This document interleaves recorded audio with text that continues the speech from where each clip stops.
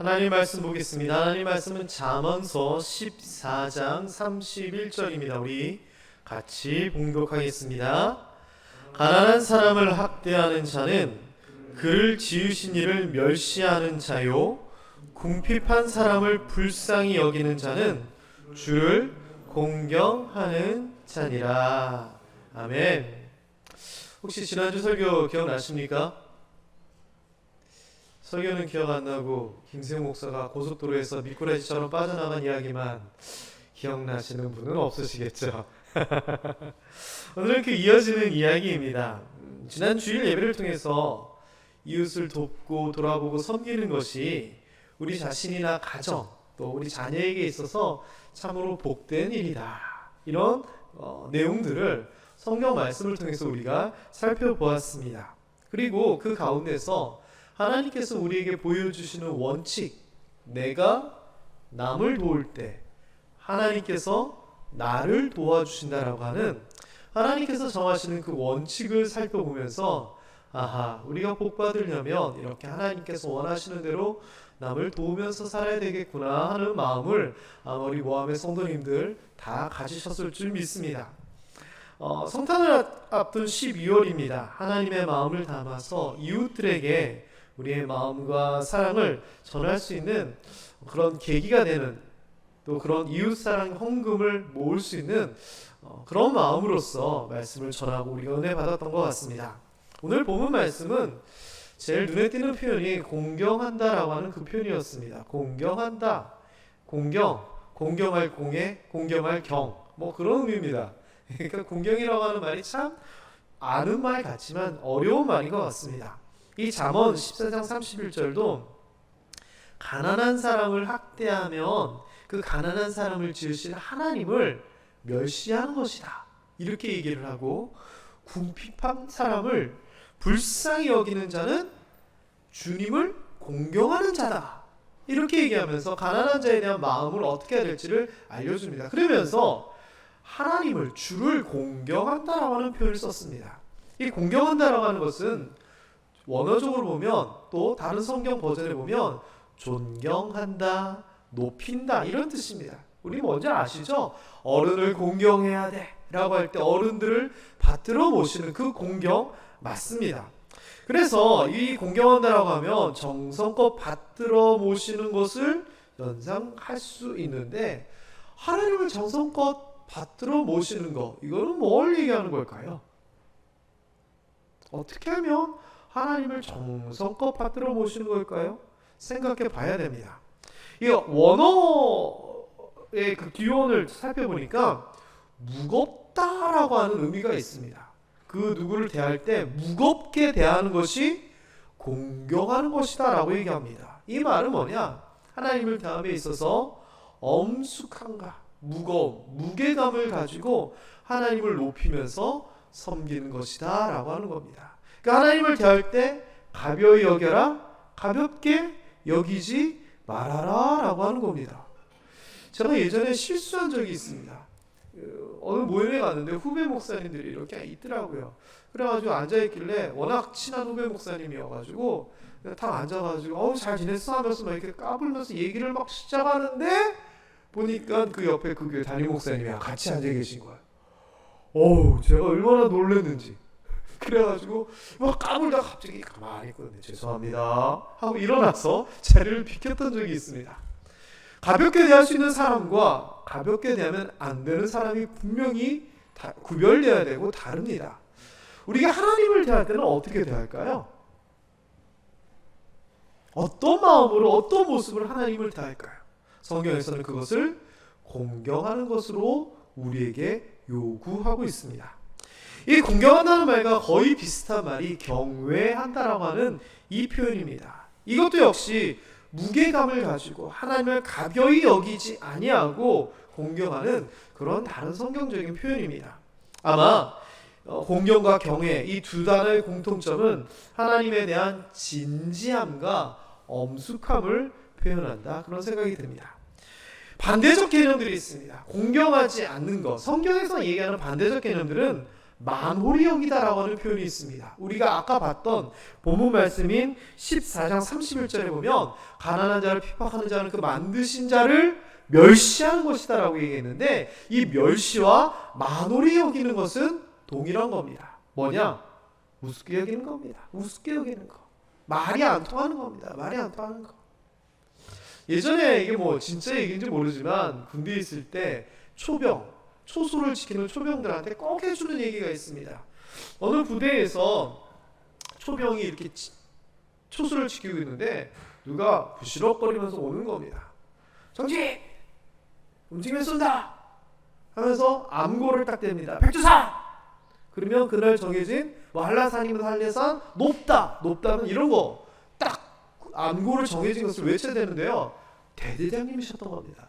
야, 나야! 누구냐니까! 암고! 나라니까! 나 대대장이야! 어떻게 됩니까? 움직이면 쏜다! 이씨! 대대장이라니까! 쐈습니다. 그 초병이 어떻게 됐을까요? 저희가 교육받기로는 포상받고 진급했다라고 합니다.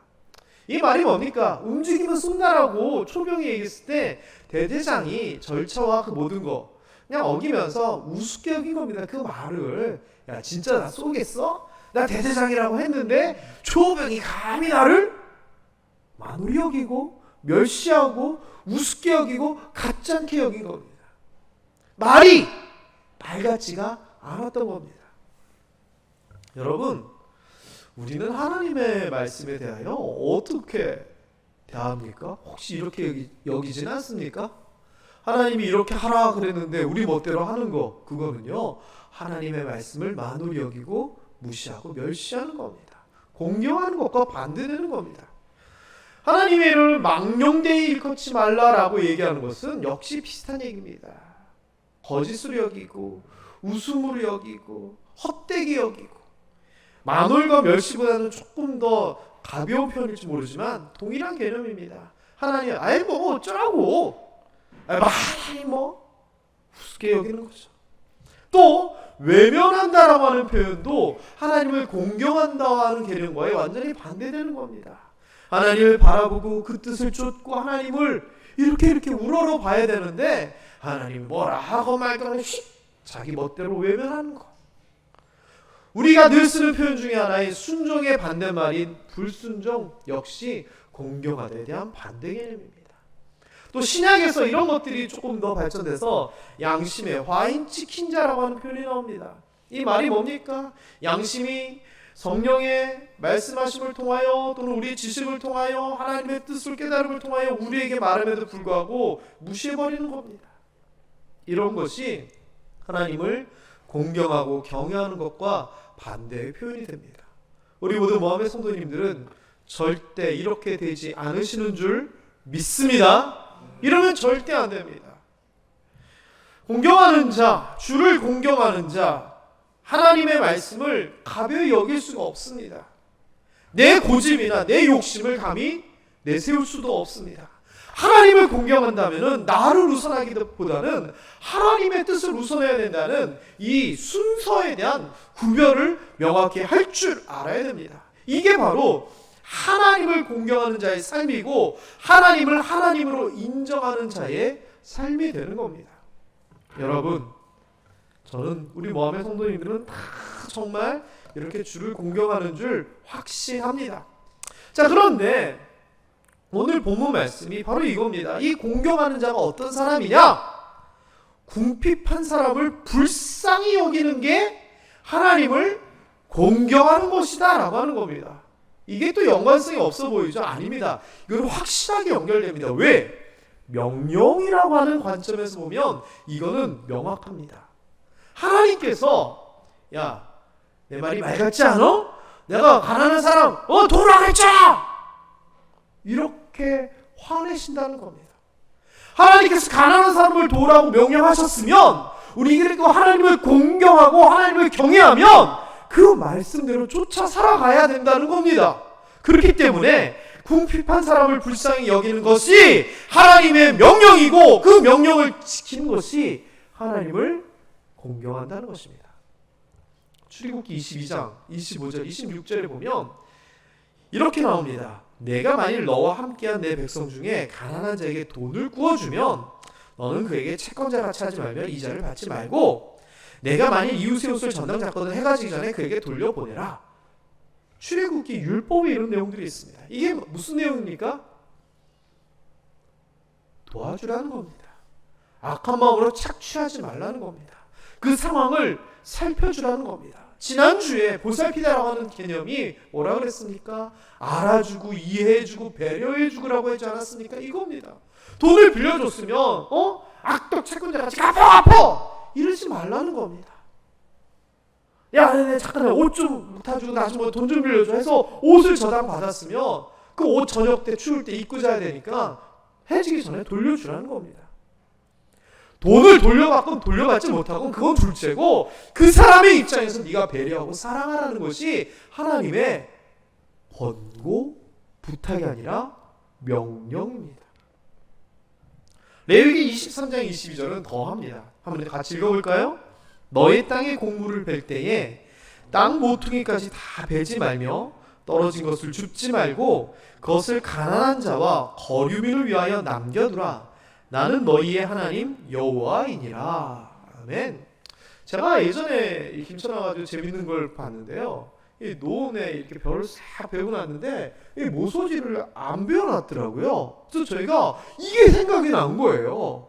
야, 성경에 보면은 이 농사를 지을 때 모퉁이 끝에는 좀 남겨둬서 가난한 사람들이 그 이삭 줍도록 하라 그랬는데, 이야, 우리 대한민국 김천에도 이 모서리는 이렇게 남겨두고 제가 너무 감동해가지고 뭐 그렇다고 했더니 옆에 분이 하는 말이 아니야, 출산의 기계가 지나가다가 각이 안 맞아가지고 두고 가는 거야 이러시더라고요. 뭐 하여튼 그 이야기입니다. 우리는 이거 나중에 다 와서 낫으로 베잖아요, 손이. 그런데 이스라엘에서는 이게 하나님의 명령입니다. 그러면서 뭐라고 얘기하냐면 맨 끝에 표현이 그거 다 남겨둬라 하면서 뭐라고 하나님께서 얘기하냐면은 나 너희의 하나님이야. 딱 엄포를 놓으시는 겁니다. 반드시 그렇게 하라고. 뭡니까? 네가 걷어들이고 잘 사는 것도 중요하지만 가난하고 불쌍한 사람들 위하여 배려하라는 겁니다. 뿐만 아니라 23장 11절 출애굽기에 보면은요, 희년에 대한, 안식년에 대한 이런 개념들이 확 나오면서 안식년의 일곱째 해에는 그 땅을 묵히지 말라, 그냥 묵히라는 겁니다. 그리고 그거 거기서 이삭이 있고 뭐가 있고 떨어져 있으면 갈지 말고 그냥 두라는 겁니다. 그래서 그 땅에 가난한 사람들이 7년째는 자기 땅이 아니지만 거기 와서 농사도 좀 짓고 거기 있는 거 전년도에 이렇게 땅이 떨어져서 올라오고 있으면 그것도 주워 먹고, 7년째는 네 땅이지만 안식년으로서 쉬게 하면서 그 땅에 가난한 자와 들짐승에게까지 배려하고 도움을 주라라고 이야기를 합니다. 단순히 밥뿐만 아니라 포도원과 감람원도 그리할지라 얘기합니다. 자, 포도 7년째 가만히 놔두면은 포도가 달릴까요? 안 달릴까요? 달립니다. 우리가 뭐 이렇게 손 안에서 뭐 크게는 아니지만 아주 달립니다. 올리브, 감람원, 올리브도 달립니다. 근데 그거는 건드려라, 건드리지 마라, 놔두라는 겁니다. 누구를 위하여? 가난한 사람과 들짐승을 위하여 7년째는 과일나무조차도 달렸어도 놔두라라고 하는 겁니다. 이 얼마나 하나님께서 가난한 사람들을 위해서 배려하는 명령을 주시는 겁니까? 그리고 신명기 14장 29절에 보면은 너희 중에 분깃이나 기업이 없는 레위인과 내 성 중에 거류하는 객과 및 고아와 과부들이 와서 먹고 배부르게 하라. 네 성에 있는 나그네들, 고아들, 과부들이 배고프게 하지 말고 잘 먹이라는 겁니다. 그런데 그 다음에 무슨 말씀이 나오는 줄 압니까? 지난주에 봤던 말씀과 동일한 이야기가 나옵니다.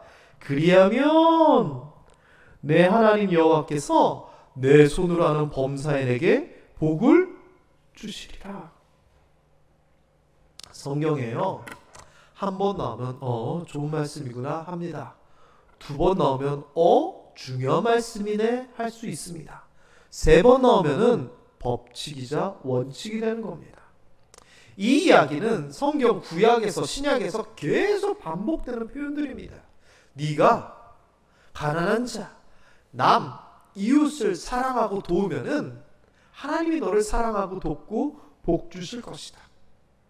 여러분, 이 원칙을 놓치지 않는 우리 모두 되었으면 좋겠습니다. 게다가 이 모든 것들이 야, 그렇게 하면 잘 될 거야, 그렇게 하면 좋아, 좀 그렇게 해줄래? 라고 하는 권유, 부탁 아닙니다. 지금 보아왔던 이 모든 말씀들은 명령입니다. 하나님의 명령. 그렇다면 이 하나님의 명령을 받는 우리들은 어떻게 해야 됩니까? 명령대로 따라야 되는 겁니다.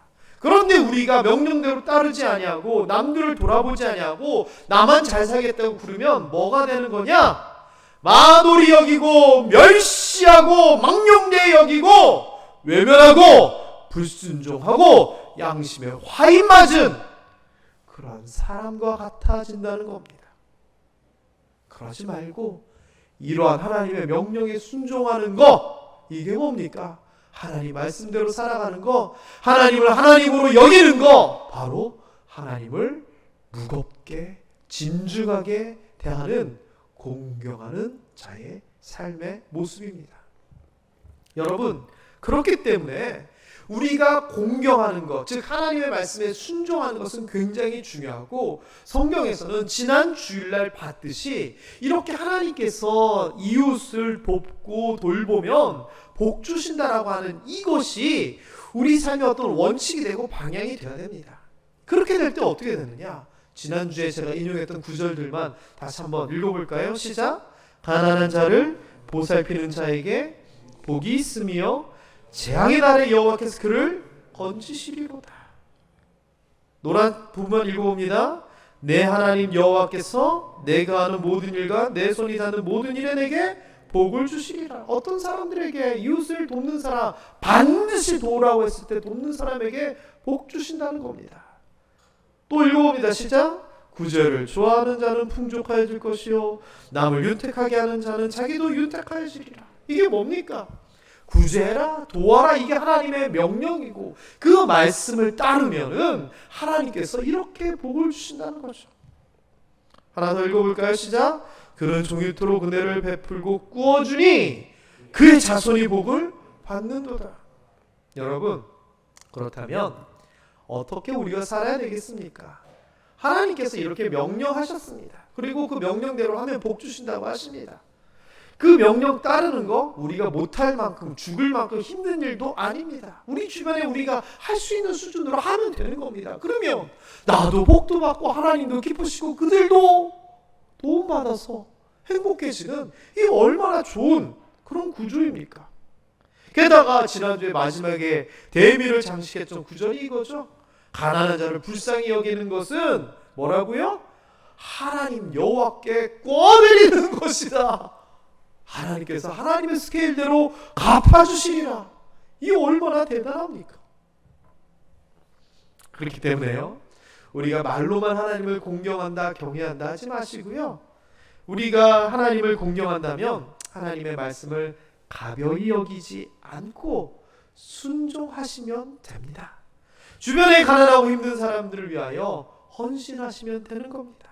그리고요, 거기에서만 그치는 것이 아니라 그러한 우리의 삶을 통하여서, 그래, 하나님의 말씀에 이렇게 순종할 때 우리에게 귀한 것을 주신다고 하셨지라고 하는 그 하나님의 약속을 기억하면서 우리의 소망을 가지고 살아가야 될 줄 믿습니다. 그리고 하나님, 그 은혜, 그 복 나에게 어서 주시옵소서 기도도 해야 될 줄 믿습니다. 오늘은 말씀을 좀 짧게 준비했습니다. 지난주에 보니까 영상이 좀 길더라고요. 말씀을 마무리해 봅니다. 이웃사랑 헌금을 지난 주일부터 모금하고자 했습니다. 그런데 갑작스럽게 확진자들이 속출하면서 예배를 드리지 못하여 이웃사랑 헌금을 오늘 헌금할 수 있는 상황은 되지 못합니다. 하지만 햇김치, 생김치를 지금 먹기에 좀 그래서 밖에다 내두고 며칠 잘 숙성해서 다음 날을 기약하는 것처럼, 우리가 남들을 사랑하고 남들을 위하는 이 마음을 이 한 주간 잠시 마음속에 담아두셨다가 다음 주부터 이렇게 사랑을 실천했으면 좋겠습니다. 우리의 작은 정성과 사랑은 하나님의 명령에 대한 순종이고 우리가 받을 복에 대한 씨앗이고 어렵고 힘든 분들에게는 엄청난 위로와 격려가 될 것입니다. 마지막으로 제가 하는 말을 따라 하시면서 오늘의 설교를 마치려고 합니다. 하나님! 저는요 하나님을 우습게 여기지 않아요.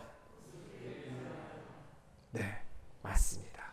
우리가 하나님을 우습게 여기지 아니하고 무겁게 진중하게 공경하면서 그렇게 살았으면 좋겠습니다. 기도하겠습니다.